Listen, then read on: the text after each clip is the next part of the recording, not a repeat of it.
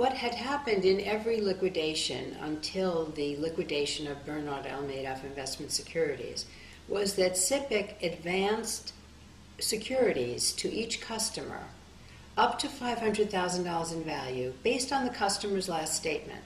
And that was what the statute required. The statute demands that SIPC insure each account up to $500,000 based on the last statement, even if the broker never purchased the securities.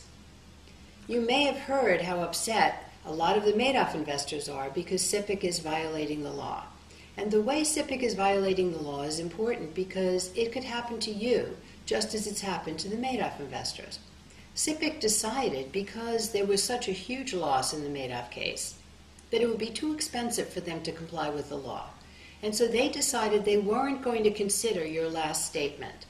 The one piece of paper upon which the IRS relied, the piece of paper upon which you relied, the piece of paper on which your family relied to determine how much money you had.